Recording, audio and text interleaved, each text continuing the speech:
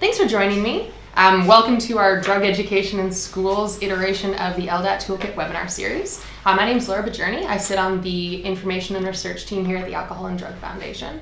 And I'd like to start by acknowledging the traditional owners of the land on which I'm delivering this today, the Wurundjeri people of the Kulin Nation, and pay my respects to their elders past, present, and emerging, as well as the elders from any other communities who may be joining us. I'm going to give about 20 minutes for the presentation. There is a 30-second delay for me to travel out through the internet to you guys, so I'm going to give a little brief pause at the end just to make sure that we collect up any questions, but anything that you wanted to ask that you don't get a chance to, just shoot it through to your relationship manager and they will ask me or our team on your behalf. I also have my fabulous colleague Shayla here with me moderating, so type a question in at any time to the Q&A. She'll collect them all up and ask me at an appropriate moment. So I get to cover the Drug Education Toolkit. You can find it on the LDAT Community Hub portion of the site, just under the drop-down menu for Plan. And that's also where this webinar is going to be hosted once we complete it. That's just an overview of the structure of the toolkit that I'll be speaking to. So it's divided into 4 sections. I am going to focus primarily on the overview and the planning, although I will still cover delivering and measuring success/evaluation. But overview and planning are going to be similar for all LDATs. It's really the reason why we're engaging in drug education in schools, whereas once you start getting into delivering and measuring success, it does become a lot more specific to your local area and to your LDAT and the program that you're running. Education in schools is something that I know a lot of LDATs are interested in working with, which is fantastic because young people are a really critical audience for us.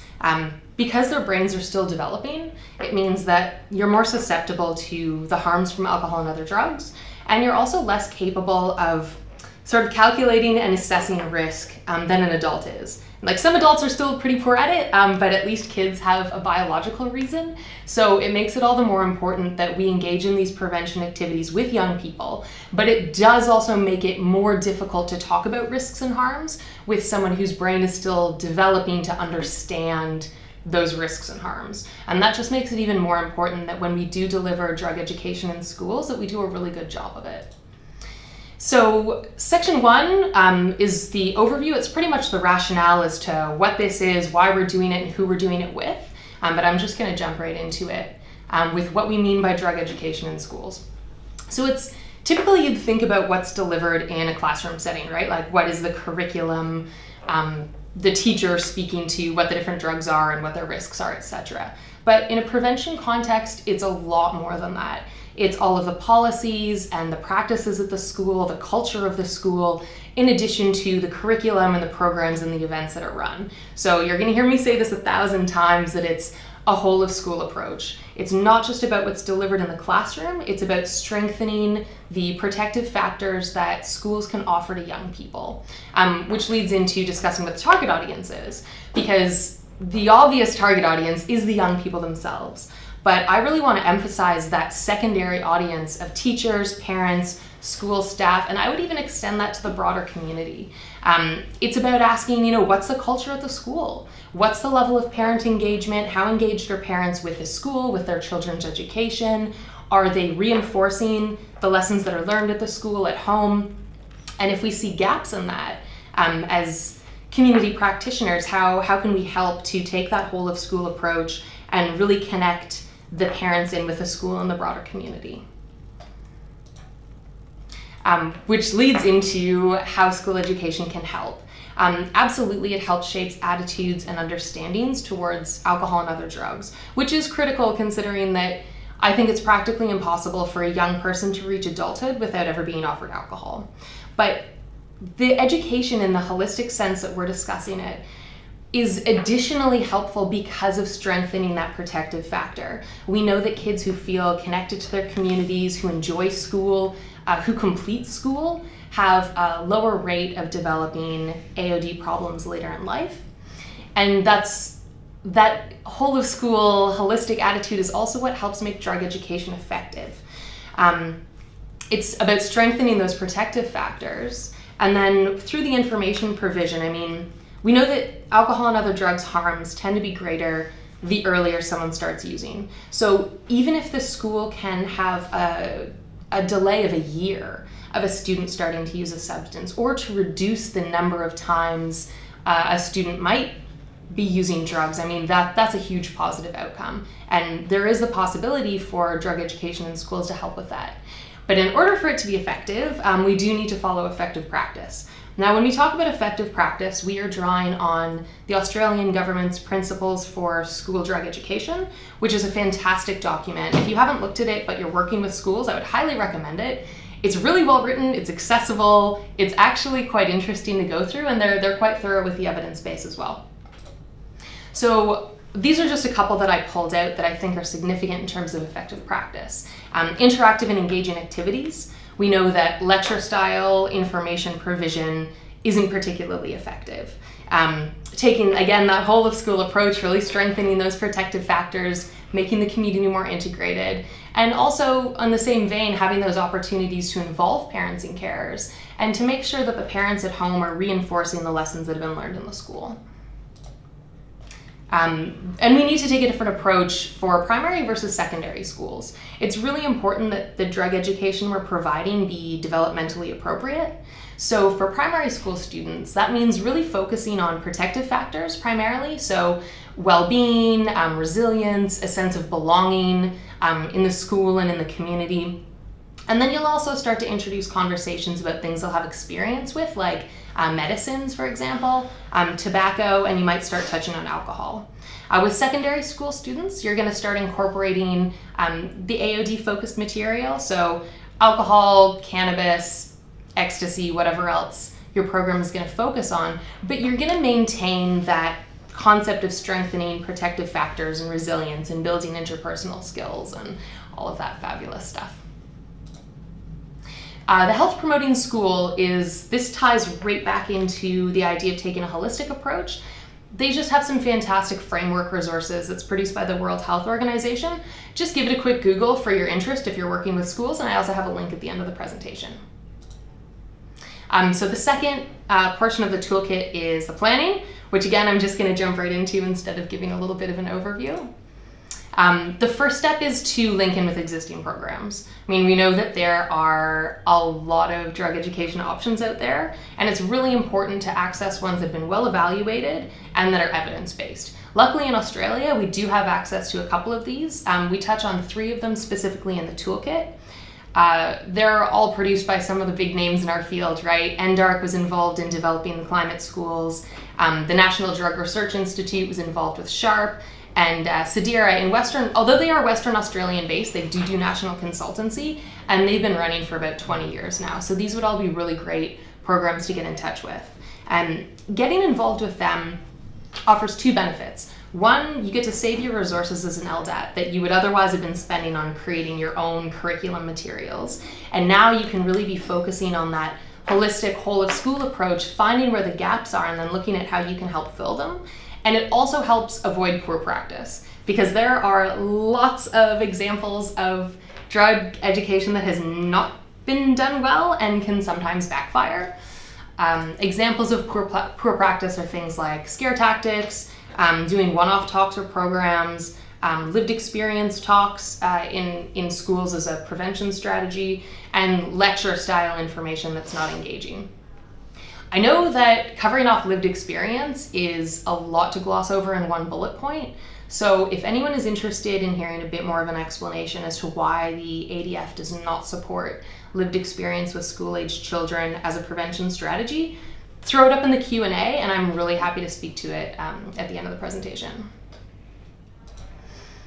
The next steps in planning will be thinking how you're going to support the schools to deliver. Chances are, unless you're a really particular organization as a partner member, you're not going to be doing the delivery in schools. You're going to be facilitating schools delivering that evidence-based curriculum program. So the first step really there is forming a relationship with the school, putting your feelers out, finding your champion. We're going to come back to that in a couple of minutes when we talk about tips for engaging schools. But it's important to remember that this is chances are you're supporting the school to take that whole of school approach and to bring the parents and the community in, not necessarily focusing your energies on delivering new curriculum content and then delivering that in the schools. When you're setting objectives, I love this one, the specific, measurable, achievable, realistic, and time-bound. I actually use that to write my weekly to-do lists. I swear that they work. And that's what we do ourselves, and that's what we always advise our community teams to do when they're deciding what kind of objectives they want to hit. Then working with community partners. LDATs are really well placed to create and strengthen those networks between schools and families and the broader community, other youth-focused organizations, be that like YSAS or Headspace or other youth mental health.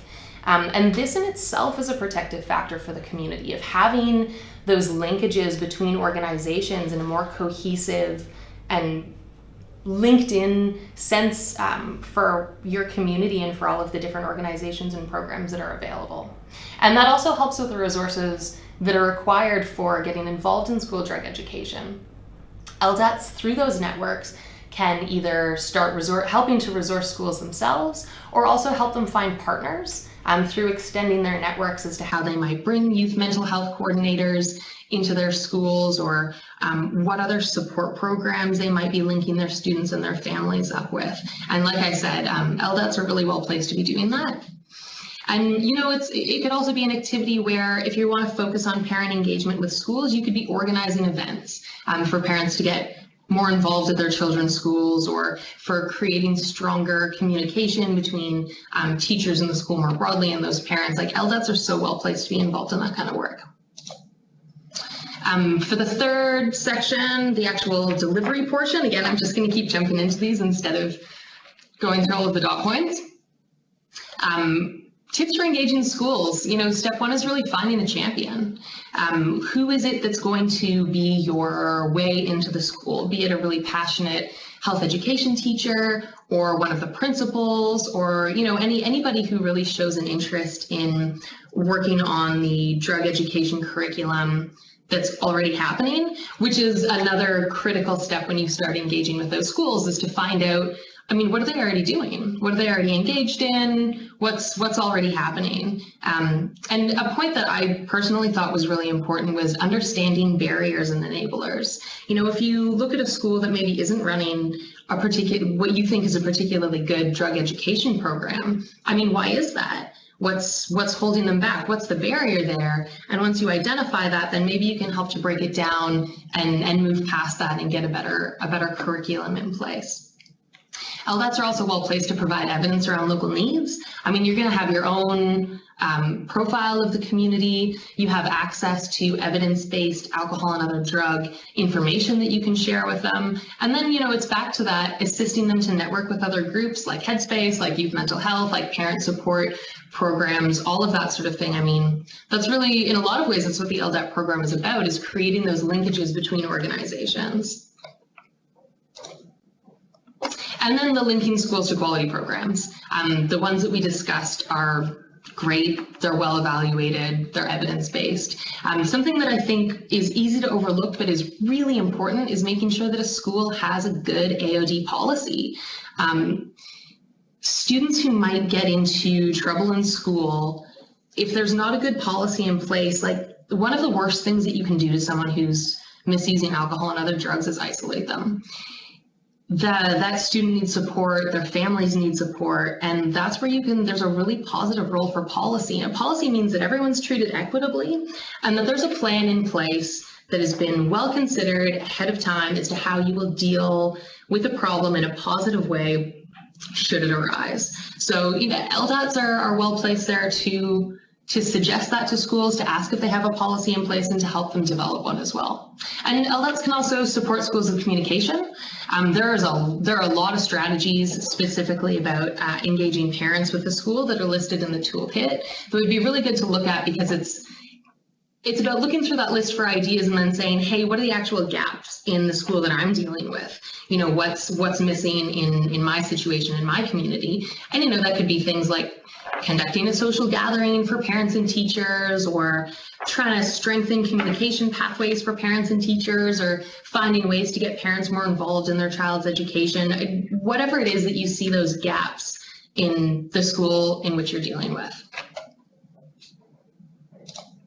And when it it comes to measuring success, because evaluation is so specific, I mean, these are really high level types of evaluation that you'll want to engage in, right? The process, looking at what you did and how you did it, and the impact / outcome. I will flag, my background is not purely in research. I refuse to engage in the language battle about what those mean, but what we mean when we say that is looking at changes in attitudes, skills, and knowledge. And then we also list some suggested tools to measure success. But I would really encourage you to talk to your relationship manager about developing an evaluation strategy. We have a fantastic research team here who also have backgrounds in things like creative methodologies.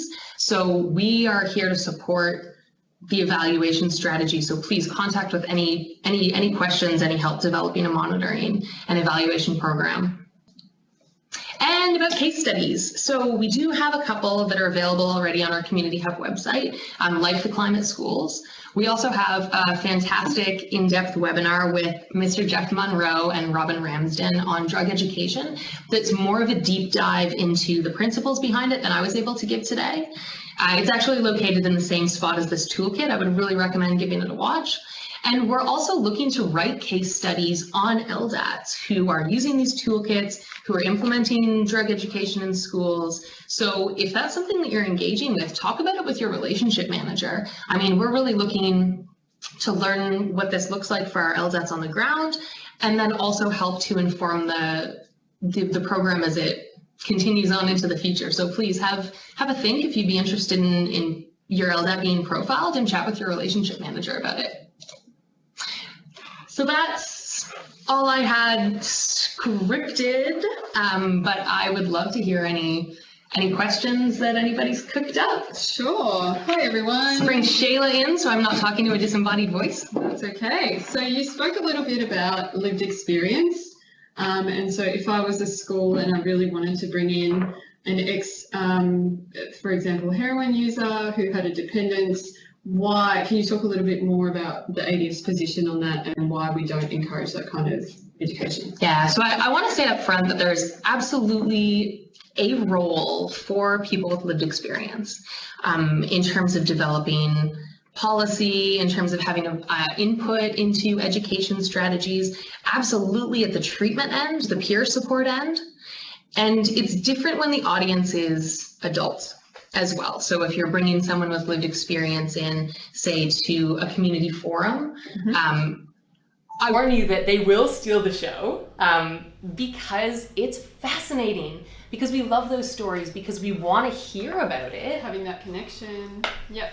That's also part of the problem with using lived experience as a preventative strategy in schools. I mean, there's a couple of issues there, right? First of all, we know that information is not enough.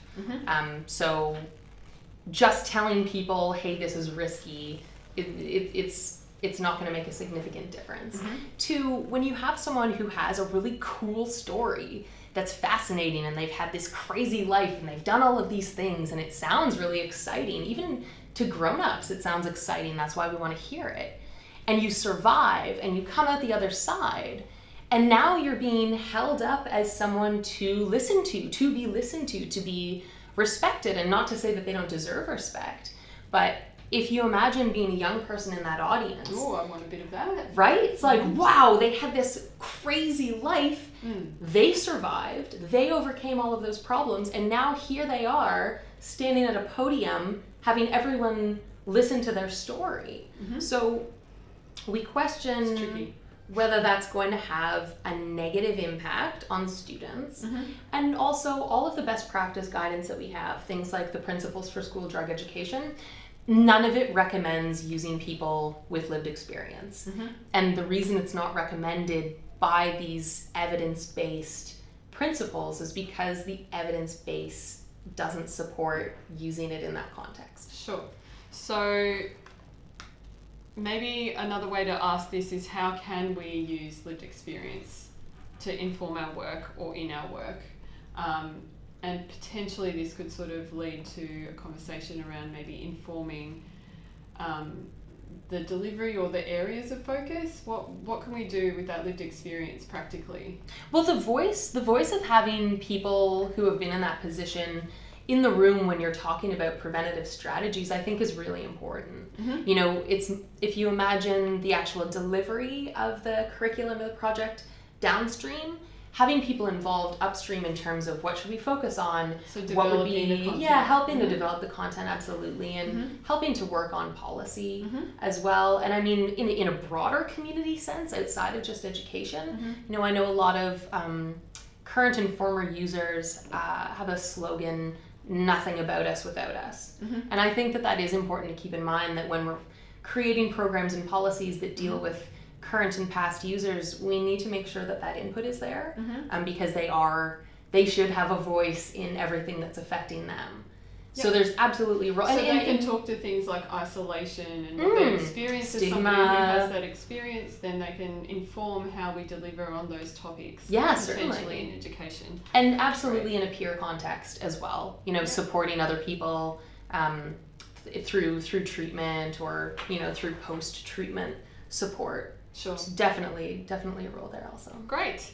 I have one more question. So someone has asked, what if an LDAT starts to form a partnership with a school that's practicing really poor drug education? Yeah, that has, we have heard of that happening, and that's a tricky one to deal with, because the LDAT has to, we all have to respect at the end of the day that the decision rests with the school. Mm-hmm. We can't force them to Mm-hmm. do anything. Mm-hmm. So I think the first step would really be forming a positive relationship, Yep. finding out what exactly is being delivered in the school and the rationale behind it. Mm-hmm. And then I would start to have conversations surrounding the principles for school drug education, Yep. because that is a national piece of guidance. It's not prescriptive, but it's very detailed, and that will be reflected in all of the individual state and territory curriculums as well. And I would focus on what that says about delivering really good school drug education, and then I would move on to some of the evidence-based programs like Climate or like SHARP. And so if an LDAT was having some trouble with that and they're trying to work with this school, but for example they aren't getting much traction, or the school's insisting on using content that we don't recommend using, that's poor practice, what can the LDAT do? Can we help them in any way? Yeah, I would really encourage them to reach out to us, because, you know, at a bare minimum, we can provide them with the evidence supporting taking a different approach. Yep. And look, our relationship managers, it's in the job description, Yeah. so I'm sure they would have some good tips for helping to manage that relationship in a positive way. You know, how can you gently bring someone around to your way of thinking, Sure. you know, without backing them into a corner or making them feel confronted. Right. So yeah, I would absolutely recommend, you know, if you're having a hard time, for sure, get in touch with us and we'll help you in any way we can. Great. Okay, well that's what I've got from a question and answer kind of point of view. Awesome. Well, But yeah, sorry, I'll let you no, if anybody thinks of anything after the fact, please get in touch with us. Be more than happy to get back to you with whatever information we can. And I will just close on the slide that are some of the resources mentioned. So that's the principles for school drug education I keep banging on about.